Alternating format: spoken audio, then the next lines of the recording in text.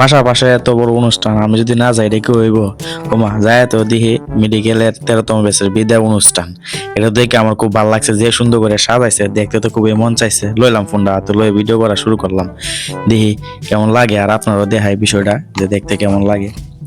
এত সুন্দর করে ক্যাম্পাসটা সাজাইছে দেখে এত মনে হইতেছে বিয়ার অনুষ্ঠান। আমি তো ভাবছি বিয়া কিনা কারণে বিয়া, এখন তো না বিয়া না, বিদায় অনুষ্ঠান। বিদায়ের মাঝে তারা যেভাবে জমাইছে, ঈদের মতো জমা দিছে, মেলার মতো আনন্দ করতেছে, দেখে তো আমার খুব ভালো লাগলো।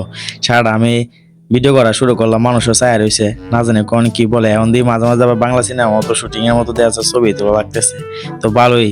এর মধ্যে আমরাও চাইলাম যে একটু ছবি তুলি আর ভিডিও করতাম। একবার আমাদেরকে তাকাইলো, আমি তো ভাবছি আল্লাহ জানে কি জানি করে, বাংলা সিনেমার শুটিং চলতেছে, যদি মাঝে মাঝে শুটিং ক্যামেরার মধ্যে আটকা পড়ে তাহলে তো দিব আমার গণপিটুনি। যার কোনো সমস্যা হলো না, আমি সুন্দর করে ক্যাম্পাসটা যে সুন্দর করে সাজাইছি বিয়ে বাড়ির মতো এটা দেখাইতে থাকলাম। তো আপনারাও দেখতে থাকেন। তো আপনারা যেটা লাগে ভিডিওটা দেখতেছেন, শেষে কিন্তু এটা আছে, তো ভিডিওটা কিন্তু স্কিপ করা যাবে না, সম্পূর্ণ ভিডিওটা দেখতে হবে। আর আমার দুই বন্ধু এখানে মিলা প্ল্যান করতেছে, তাদের বিয়ার সময় তারা এমন সুন্দর করে সাজাইবো যাতে করে এইভাবে মানুষ আসে। হ্যাঁ হ্যাঁ, বিয়ার প্ল্যান করুক, আমি এদিক দিয়ে সুন্দর করে ছবিটা দেখাইতে সে কত সুন্দর করে মানুষ ছবি তুলতেছে, এই জিনিসটা দেখাই। তাদের এই ছবি তোলা দেখে আমারও মনটা মানলো না। তারা আমরা বন্ধু বান্ধব মিলে কয়েকজন মিলে কিছু ছবি তোলা শুরু করলাম।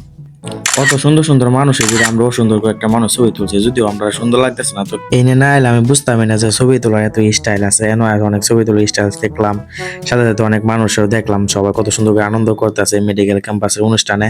তা আমরা চাই প্রতি বছরে মেডিকেল ক্যাম্পাসে এরকম করে একটা অনুষ্ঠান হোক, আর সবাই যাতে এসে একসাথে ছবি টবি তুলে আনন্দ করে।